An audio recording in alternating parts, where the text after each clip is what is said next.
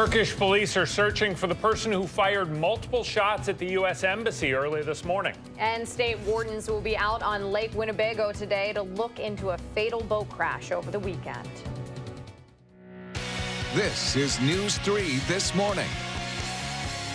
Good morning and welcome to News 3 This Morning, 6 o'clock now on this Monday, August 20th. It's a little hazy out there, and the big story of the day really is this possible flooding. A lot of rain coming. Yeah, these storms later today likely going to be pretty efficient rainmakers, so heavy rain is possible, and that's the main weather threat that we have for today. For that reason, it's an alert day for southern Wisconsin. Showers and thunderstorms expected this afternoon into tonight. Again, heavy rain causing some localized flooding is definitely possible, especially in those areas east of Madison and northeast that received very heavy rain last week. The flash flood watch has been expanded to cover most of south central Wisconsin now. It starts at 5 p.m. this afternoon, does include Dane, Rock, and Columbia counties. Here's a look at satellite and radar trends. The rain is getting pretty close in southwestern Wisconsin, but mainly just a cloudy start to the day. Rain will continue to lift northward through the area. As far as precipitation chances, well, they get pretty high as we go through the afternoon and stay elevated right through tonight. Here's a look at your first alert traffic update. Right now, roads are dry. We're seeing some slowdowns just east of Waunakee on Highway 113 and 19. You can see traffic is pretty slow there, so be aware of that this morning. Otherwise, here in Madison, no accidents to report just yet, so travel's still looking good on the Beltline and in the downtown areas. No accidents around southern Wisconsin either, so you're still going at posted speeds into the city. I love how Hattie called them efficient rainmakers. It's like the polite way to say it's going to rain real hard. I know I want my dehumidifier to go off. At some point, it has just been cycling nonstop. You know what? Wednesday and Thursday. Yeah, it hasn't been so much the heat, it's the humidity the last couple weeks. All right. Most definitely. Thank you, Hattie. You're welcome. 2 minutes after the hour right now, we start with a developing story overseas where police in Turkey are looking for the person who fired multiple shots this morning at the U.S. Embassy. Authorities there say this happened around 5 a.m. local time. Somebody fired several shots from a car at the embassy in Turkey's capital city of Ankara. The embassy is actually closed this week to mark an Islamic holy festival, so nobody was hurt. CBS This Morning is going to share the latest on this story live in Ankara right after 7 o'clock.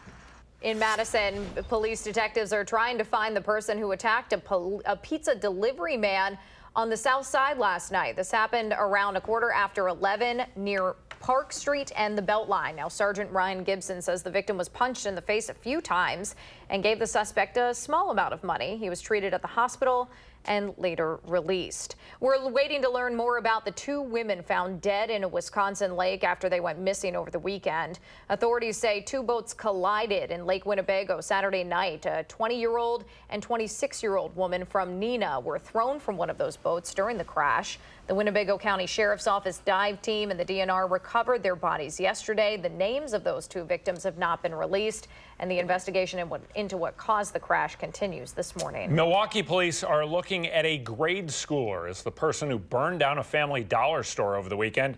That fire started around 3:30 Saturday afternoon. Everybody was able to get out safely.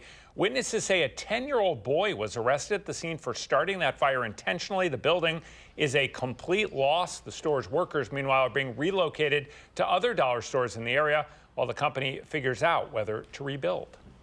So there are going to be some difficult conversations starting today in Mount Horeb as students go back to school this week. It's the first time that they're all going to be together after a number of young people killed themselves in that small town over the summer. Our Josh Sprider is live outside Mount Horeb Middle School this morning with how teachers and staff there are prepared to answer some of those tough questions. Good morning, Josh. Good morning. The district superintendent tells me the recent string of suicides over the summer has created layer upon layer of difficult events for this community. At least 3 Mount Horeb School District graduates or students have died by suicide since November. The death of a 10-year-old in late July is also being investigated as a possible suicide. Mount Horeb School Superintendent Steve Salerno says the school board is currently looking for ways to help prevent future suicides, but students are also focused on making a positive change. We have a team of students who, in partnership with their school's administration and staff, have developed their own student wellness coalition. In addition, we held a community forum just this past Saturday to develop some long-range planning that moves us from post-vention to prevention planning in these areas. The Mount Horeb School District has also been applying for grants to get additional social services programming at the school and has also been looking for a therapist to work for the district. But officials and community members say it takes everyone coming together to address mental health, and that's why there will be a public meeting on the topic happening tomorrow night. You can find details of that on channel3000.com. And guys, coming up just after 6:30, we'll have more from the superintendent on what parents are asking of him.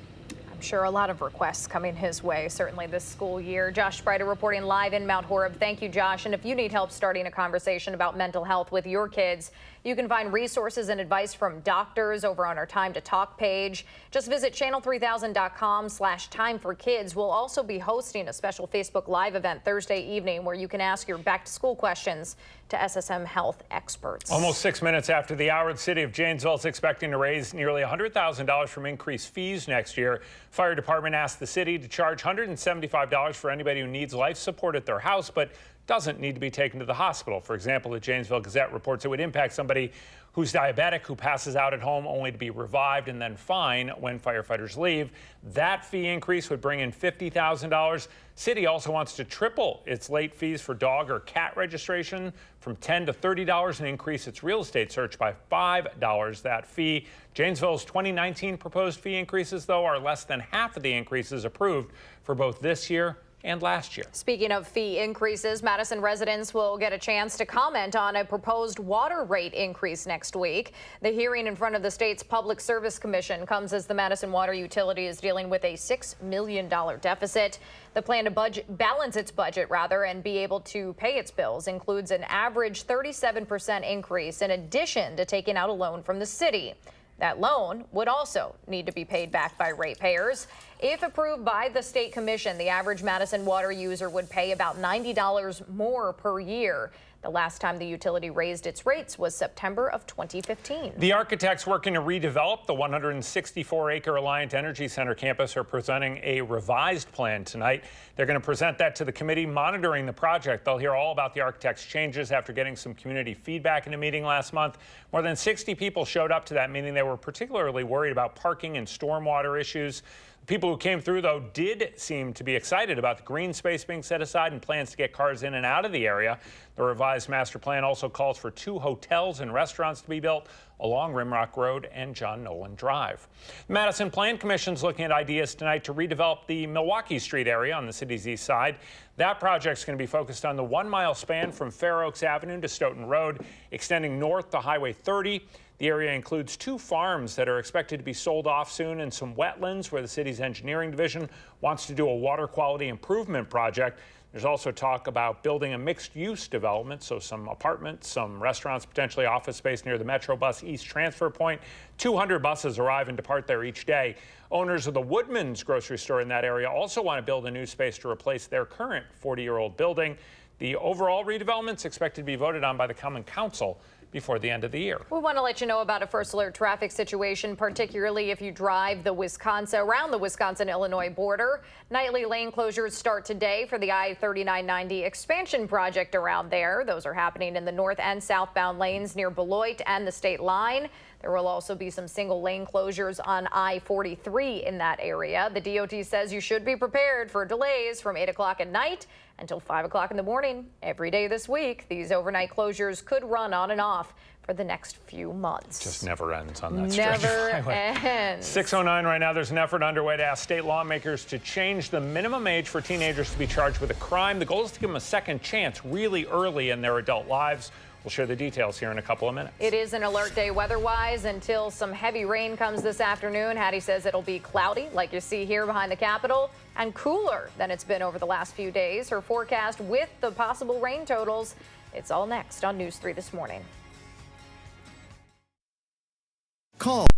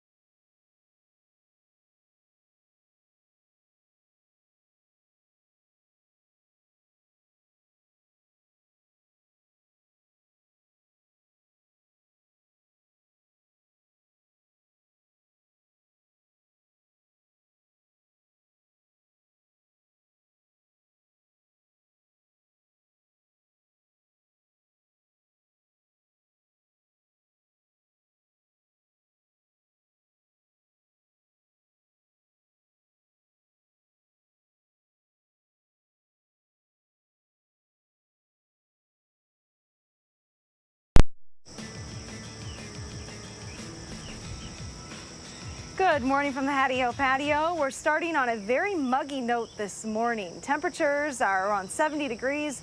Dew points are right up there as well. We do have the potential for some very heavy rain today, though, and that has prompted an alert day for southern Wisconsin.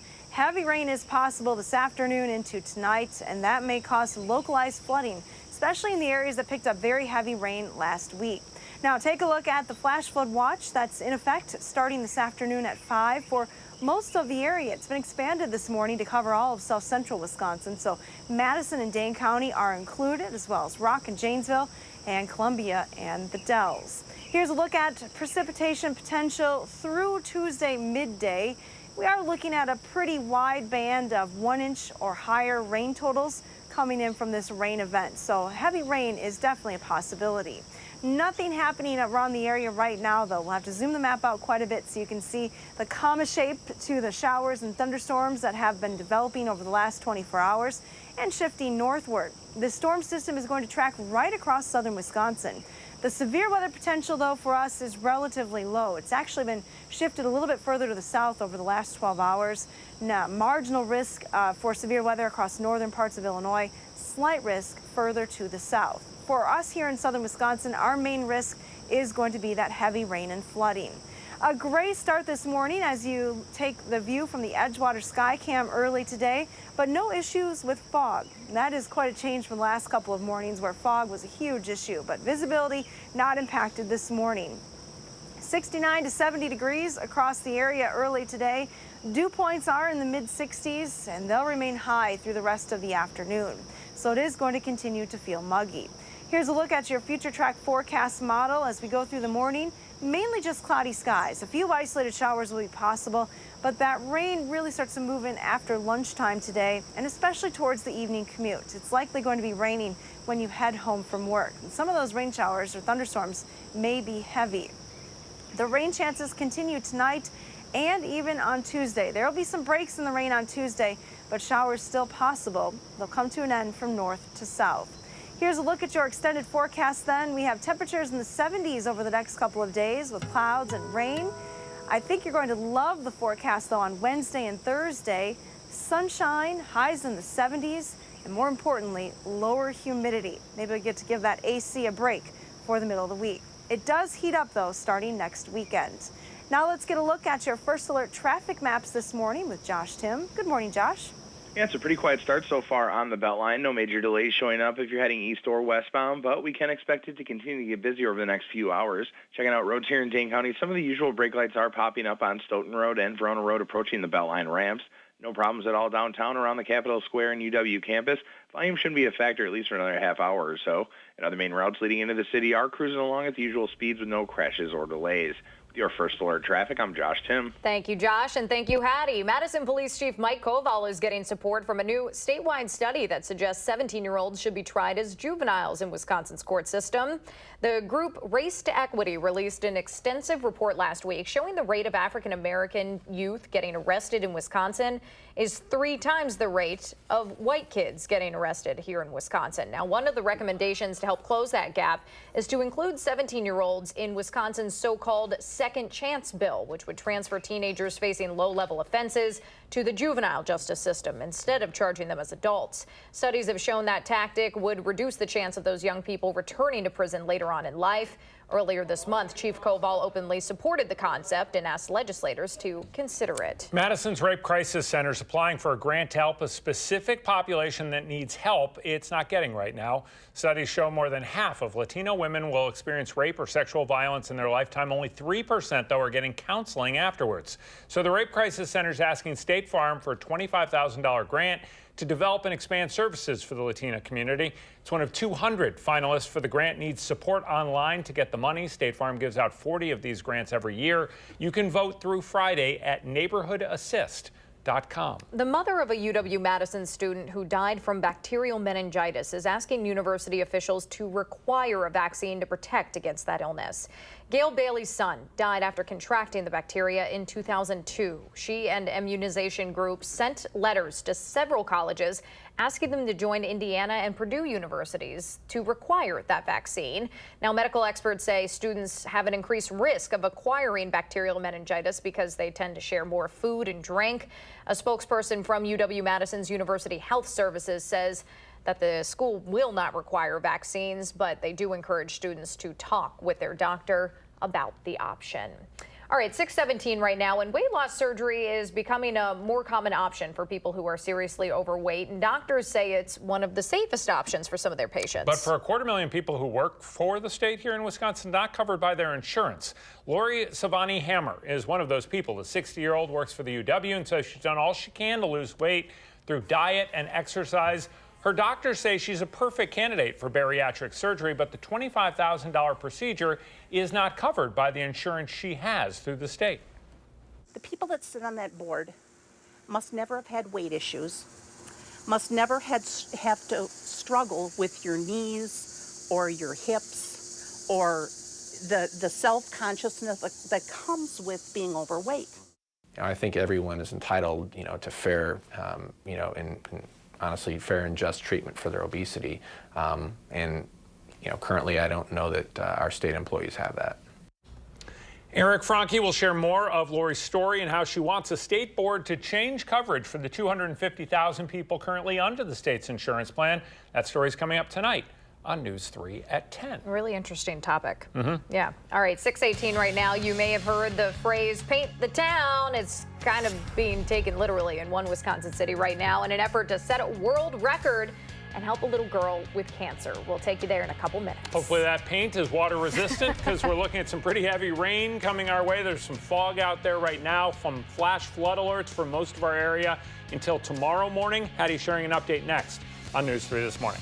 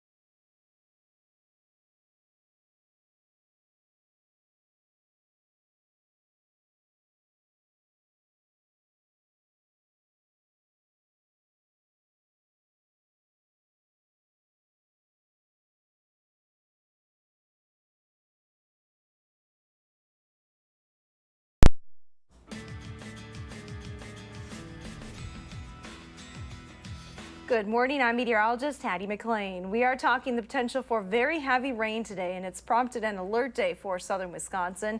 Localized flooding is definitely a possibility later today, especially in those areas that received very heavy rain late last week. A flash flood watch is in effect for most of our area, southwestern Wisconsin not included, but the south central and southeastern portions of the state definitely included in that flash flood watch. It starts at 5 p.m. this afternoon.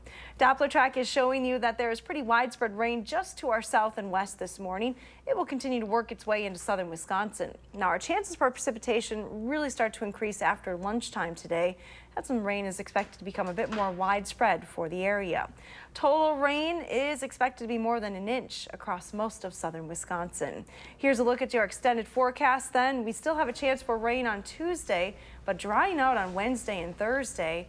And more importantly, lower humidity expected those days as well. Have a wonderful day. Thank you very much, Hattie. 6:23 right now. Janesville's water ski team's waiting to hear back from the Guinness Book of World Record people, see whether they made history over the weekend. The team created an 80-person water ski pyramid on Saturday. That would crush the current 64-person record.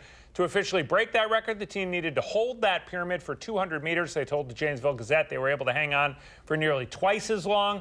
The skiers should know in about 2 weeks or so whether Guinness approved their record. In the Fox cities, hundreds of people are waiting to find out if they've got a world record for the number of windows they were painting over the weekend. So that category actually does not exist, but Guinness World Record Book officials say that they will add it if people in Appleton can reach 1,500 paintings. This is part of an annual charity fundraiser by a home improvement company in that city. Proceeds this year are going to a 12-year-old girl with a tumor on her spine. She wants to learn how to train beluga whales. Judges will count the paintings tomorrow and determine if Appleton has indeed set a record. We are not sure if this will mean a cheaper fish fry come Friday, but there are promising numbers from the DNR this morning that show a record-breaking year for fishing in northern Wisconsin. After years of decline, there are record numbers of whitefish being caught in Lake Superior and a strong rebound in the amount of lake trout coming from the area near the Apostle Islands.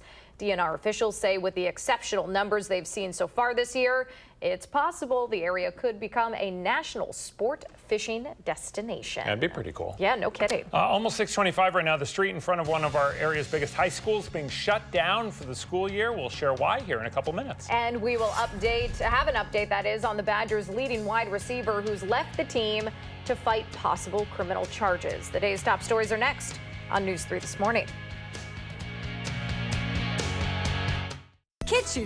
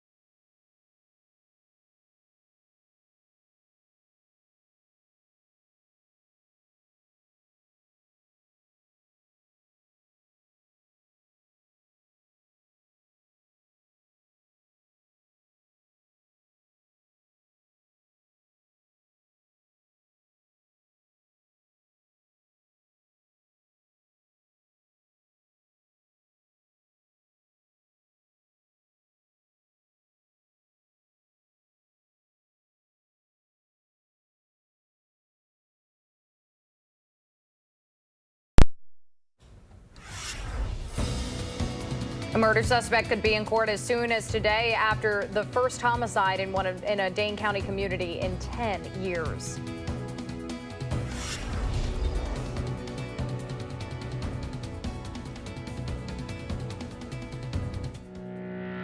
This is News 3 This Morning. Good morning and welcome back to the final half hour of News 3 This Morning, 6:28 right now on this Monday, August 20th. It's kind of foggy out there, but it's what's coming that Hattie McLean is particularly worried about this morning. Let's go outside to the patio. Hattie, we're talking about a flash flood watch that's in effect this morning. We definitely are talking about potential for flooding with some very heavy rain possible later today. This morning, it feels like it could rain any second. The air is very humid this morning across southern Wisconsin, so no changes there. We don't have the dense fog that we've had the last couple of days, but it's a pretty gray start to the day. You should know that today is an alert day for southern Wisconsin. For the afternoon and into tonight, showers and thunderstorms are expected. Heavy rain is possible with any of those showers or storms, which could lead to localized flooding. And here are the details on that flash flood watch. It covers now south central and parts of southeastern Wisconsin. Starts at 5 p.m. today and goes through Tuesday morning. Here's a look at the radar map zoomed out to the Midwest perspective, and you'll see that there is quite a bit of rain moving across Iowa this morning, making a slow track to the north and east. As the storm system shifts to the east, that rain is expected to move into southern Wisconsin as well. Plenty of moisture to work with today, so these storms could be pretty efficient rainmakers, dropping some pretty heavy rain in a short amount of time. Day planner temperatures take you to highs in the mid-70s, again with that rain developing after lunch. Here's your first alert traffic update this morning. We'll show you what's happening on the roads in the area. Still pretty early to see any major backups or delays. I didn't see any accidents on any of the surrounding roads, so you're still going at posted speeds as you head into Madison. And that's your first alert traffic. Hattie, thank you so much. 6:30 your time right now, and a 74-year-old man could make his first court appearance as soon as today, accused of Waunakie's first murder in the last decade. Police say that suspect, Ronald Jenny, shot and killed 54-year-old Julie Anderson in a condo on Kearney Way Friday night. Detectives say that shooting happened while Anderson's teenage son and 4-year-old grandson were in the unit. Police believe the victim was Jenny's neighbor. Now, another person living in the complex found Anderson dead in her bedroom. Waunakee investigators say that this is an isolated incident. Now, you're looking at the GoFundMe page set up to help Anderson's family with funeral costs. It's raised more than $16,000 as of this morning. The community also held a vigil Saturday night to help with the effort as well. Madison police officers are going to be back in an East Side neighborhood this morning after a number of people reported hearing some shots fired there overnight. It's happened around 10 o'clock last night on Great Gray Drive. That's just east of Stoughton Road near Owl Creek Park.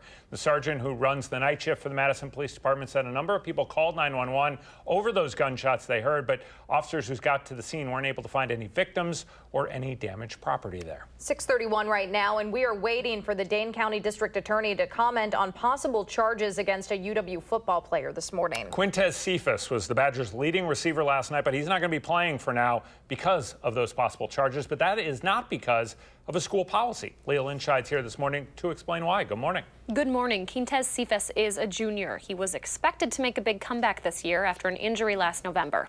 Instead, Cephas says he's taking a leave of absence to focus on clearing his name over allegations stemming from an incident in April from a relationship he claims was consensual.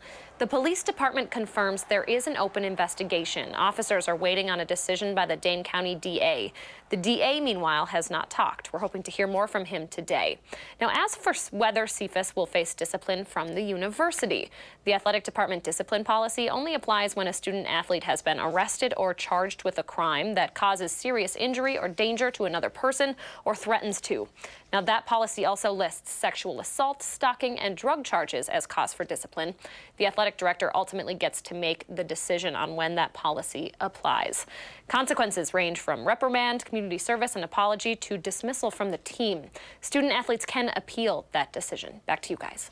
It's going to be really interesting to see what happens. A lot of people following that. Leah Linshide, thank you.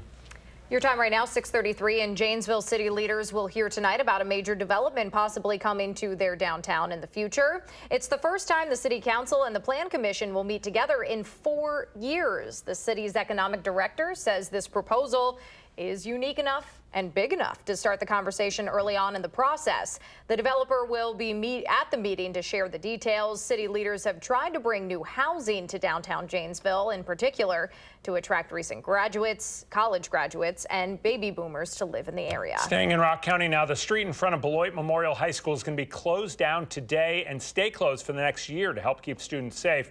City and school district there in Beloit made the decision after 50 car accidents were reported on just one block of 4th Street over the last 16 or 18 months or so. That block separates the school parking lot from the school's front door. Now students are going to be able to walk across the street without having to worry about cars.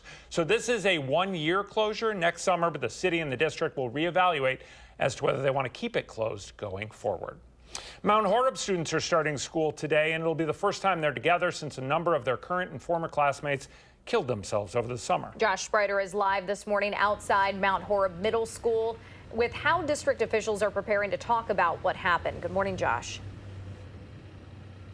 Good morning. Teachers and staff here say they are prepared to answer some very tough questions as kids return to the classroom today for the new school year. Over the summer, 2 Mount Horeb graduates who were just 19 and 21 years old died by suicide. At least 3 Mount Horeb School District graduates or students have died by suicide since November. Police also say the death of a 10-year-old this summer is being investigated as a possible suicide. The school board has been discussing ways to try to prevent future suicides, including hiring therapists and social workers in the schools. We are so fortunate to live in a community whereby everybody understands the seriousness and the magnitude of what we have been experiencing together collectively, that we've been hearing from families that have told us absolutely we need to have these conversations, and they trust that these will be age-appropriate conversations.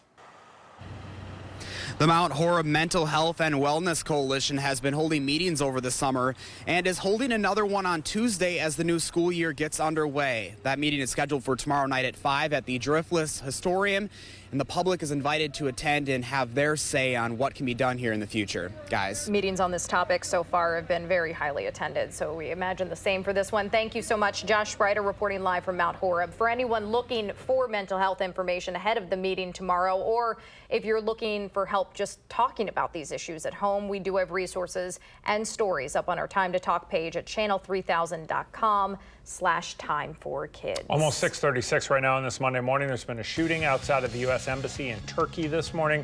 We'll share the latest on the morning sprint. And closer to home, there's a fight over borders in Rock County this morning. And one city has set aside hours, yes, hours of time today to talk about it. The news is back in the morning on News 3 this morning.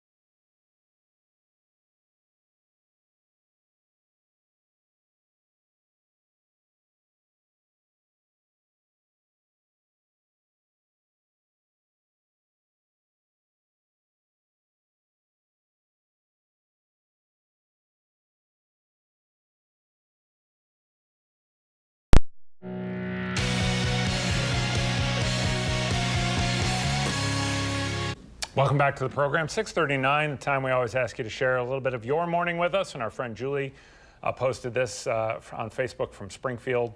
I just thought we needed a little color this morning. We needed a little sun this morning, so I picked this picture. Julie, thank you so much. We appreciate it. Just something to wake us up. My goodness. What does your morning look like? Take a picture, post it over on our Facebook, Twitter, Instagram page, email us, whatever you do. Use the hashtag MyNews3Morning, please, because that's how we find them.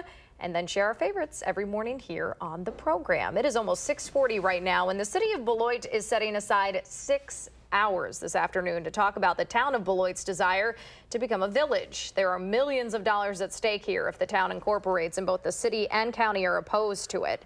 Lion Energy now pays the town and county a fee for its power generation facilities located in the town of Beloit. If it incorporates, the town would get twice as much money from Alliant as the county would. It would also prevent the city from annexing part of the town in the future. Now, Beloit town voters could ultimately decide its fate next spring. The public hearing on the issue is set from 1 to 7 today at the Beloit Turner High School auditorium. That's a long meeting. That's a long meeting. A local conservation group dedicated to reintroducing endangered whooping cranes is going to be closing down.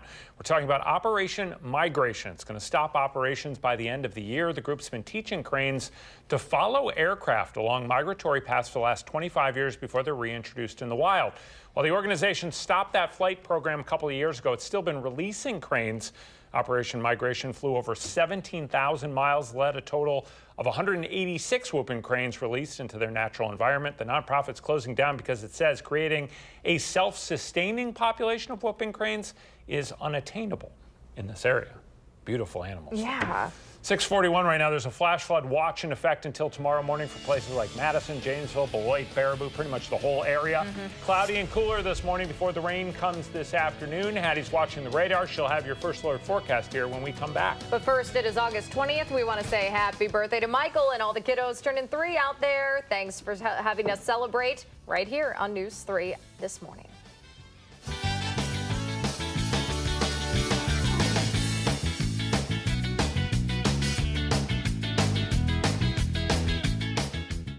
Look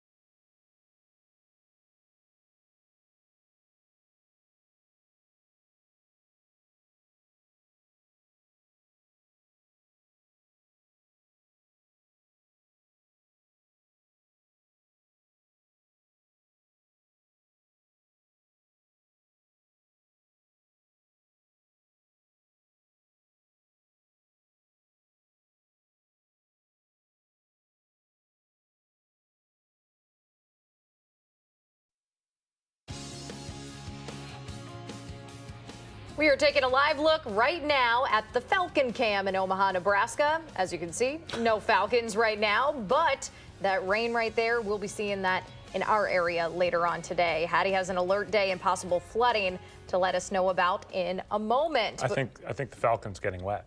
Either that or trying to find a dry spot and not in that nest right now. 6:45 right now, and move over guacamole and avocado toast. A Mexican company is finding a new way to make biodegradable plastic to try and profit off the growing number of bans on plastic straws here in the U.S. Made me do a double take right there. The company BioFace manufactures straws, spoons, forks, knives out of plastic sourced from avocado seeds. In addition to cutting down on the amount of plastic piling up in the oceans, the idea also helps reduce waste from avocado seeds. The company says in Mexico alone, a total of 300,000 of those seeds are wasted every year. Within the last year, a handful of cities have banned plastic straws. Companies like Starbucks, Disney, the new Milwaukee Bucks arena, they're not going to be offering plastic straws to their customers. Now I'm hungry, Hads. I don't know about you. Now I want some anything with avocado on it. That's true. Love avocado. I tried to grow a tree once from the seed. It worked for a couple of years, but not a good climate here for that. Our alert day forecast, though, in effect for today due to the potential for heavy rain and some localized flooding, especially in areas east-northeast of Madison that received very heavy rain late last week. Here's a look at that flash flood watch that's in effect for southeastern as well as south central Wisconsin. The watch was expanded earlier today to include Dane County and Columbia County, as well as Rock County and areas to the west as well. So we are looking at the potential for some very heavy rain. As far as other severe risk factors, pretty low on the wind and hail and tornado threat today. Again, that main risk is locally heavy rain and flooding. Our severe weather outlook again shows you that marginal risk for severe weather lining up across northern Illinois and then going south. So areas like Chicago could see some severe thunderstorms. Here in southern Wisconsin, though, we'll just look for showers and heavy downpours as we go through the afternoon. The rain has been lining up to our west. You can see it through Iowa this morning, gradually lifting to the north. So after lunchtime, that's our best chance to see some rain here in southern Wisconsin. That's likely going to be on and off through the rest of today into tonight and tomorrow. GFS forecast model precipitation potential is looking rather high across the southern part of the state as well as to the west across Iowa. We're likely to see many spots picking up over an inch of rain over the next 24 hours. That may cause some flight delays in areas like Madison and Milwaukee and Chicago later on today. St. Louis and Memphis could also see some weather-related delays, but nothing showing up on the map right now. Your travel weather forecast is a little stormy through the midsection of the country. Sunshine in New York with a temperature of 77. Still looking at dry conditions out west as well with temperatures in the upper 70s in LA. Here across the midsection of the country, though, 77 in Chicago. Showers and thunderstorms will be likely as well as St. Louis. This is our storm system that we're watching. It will track to the north and east, just clipping far southern Wisconsin later today into tonight. As it does, it keeps the rain in the area. Now, as the storm system pulls away, the rain should gradually taper off on Tuesday. Behind this system, high pressure with a drier northwesterly wind moving in on Wednesday. That will cool things down, but more importantly, break that humidity. No break in the humidity, though, today. Dew points are well into the 60s, even some 70-degree dew points to the south. Combine that with temperatures right around 70 this morning, and it already feels pretty sticky. Here's a look at your future track forecast model. Again, after lunchtime today, that's when showers begin to spread into the area. Look for high temperatures in the mid-70s today, so a little bit cooler. That extended forecast keeps the chance for rain in the forecast on Tuesday. Mainly just scattered showers, an isolated thunderstorm possible. 74 degrees for the high. Wednesday and Thursday will be the best days of the week with highs in the upper 70s. Lots of sunshine and low humidity. Look at Nala playing with the hose. Nala might not even need the hose today. You can just run around in the rain. Just chomping at those those raindrops there. Good stuff. Very happy. Thank you, Hattie. You're welcome. Morning Sprint's coming up next right here on News 3 this morning. Welcome to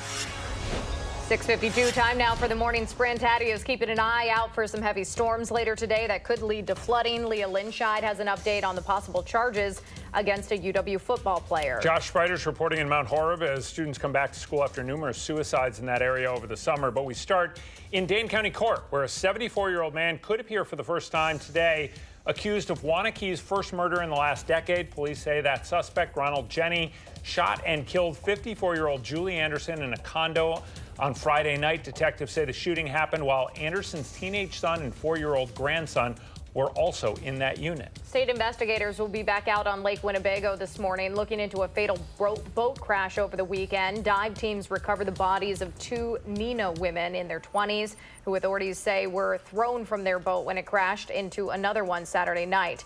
The names of those 2 women have not been released. The UW football player who's taking a leave from the team to focus on allegations against him won't face punishment by the school right now. Quintez Cephas is the Badgers' leading receiver, but he said in a tweet this weekend he'll spend the season fighting against allegations stemming from what he calls a consensual relationship back in April. The police department confirms there is an open investigation. Officers are waiting on a decision by the Dane County DA, who has not yet responded to comment. Cephas won't face discipline from the school at this point, though. The athletic department's policy says a student athlete has to be arrested or charged before action can be taken against them. Thank you very much, Leah. Overseas this morning, police in Turkey are looking for the person who fired multiple shots at the U.S. Embassy. Authorities say this happened around 5 a.m. local time when somebody fired several shots from a car at the embassy in Turkey's capital city of Ankara. The embassy is actually closed this week to mark an Islamic holy festival. Nobody was hurt in the incident. CBS This Morning is live in Ankara right after 7 o'clock. For the first time, Pope Francis is responding to sexual abuse allegations against Catholic priests in Pennsylvania and efforts to cover up those crimes. In a letter to Catholics around the world, the Pope is condemning the abuse this morning, saying the church, quote, abandoned the survivors. Pope Francis also begged for forgiveness in that letter and said the church leaders have been more concerned about their reputation than the safety of children. A grand jury report found more than 1,000 instances of child sexual abuse committed by hundreds of clergy members in Pennsylvania. Still raining this morning in southern India, where at least 350 people are dead, 800,000 more out of their homes after the worst flooding in that area in more than 100 years. The rain first started there almost 2 weeks ago. It has caused landslides, buildings to collapse. Boats and helicopters you see here are working to get people out and get supplies to areas that are now, frankly, isolated. And we may be dealing with our own issues with flooding later on today. An alert day is in effect for southern Wisconsin today due to the potential for heavy rain and localized flooding. Heavy showers and thunderstorms are expected to move in for the afternoon. A flash flood watch is in effect for the counties shaded in green. Starts at 5 p.m. this afternoon.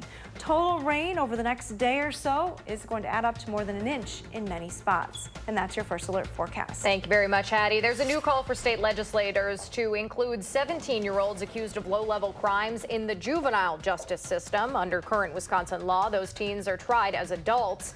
A statewide report by the group Race to Equity finds that changing those rules could help close the growing racial disparity in youth arrests. We're live at Mount Horeb Middle School this morning, where students across the district will be heading back to the classroom both today and tomorrow. It'll be the first time all students will be back together after several suicides by young people over the summer had the community struggling to find ways to address mental health among its youth. The Mount Horeb School District has also been applying for grants to get additional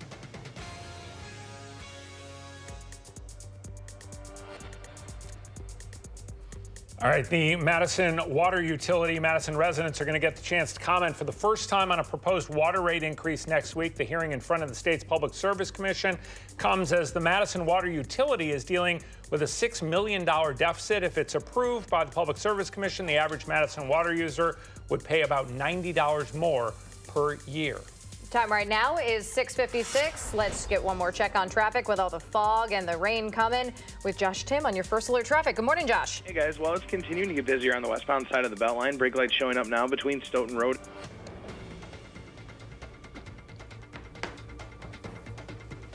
near the Olin Avenue intersection as you move into the downtown area. And other main routes heading into Madison, they're cruising along at the usual speeds with no major crashes or delays. Your First Alert Traffic, I'm Josh Tim. Thank you very much, Josh. It is a gray start to the day today. No rain right now across southern Wisconsin, but a lot of clouds. Grab that umbrella because showers and thunderstorms are expected to move in for the afternoon. Pretty close to the area at this hour. They could produce some heavy rain at times. High temperatures will be in the mid-70s today. That rain is expected to continue tonight. Are we going to see it again tomorrow morning this time? There could be some rain tomorrow morning. It shouldn't be quite as widespread, though. All right. Thank you so much, Hattie. We will be back again tomorrow morning with the latest weather and traffic. Thanks for joining us. Making plans that are weather dependent? Get an accurate 12-hour, even a 10-day forecast. Download the Channel 3000 First Alert Weather app and start planning.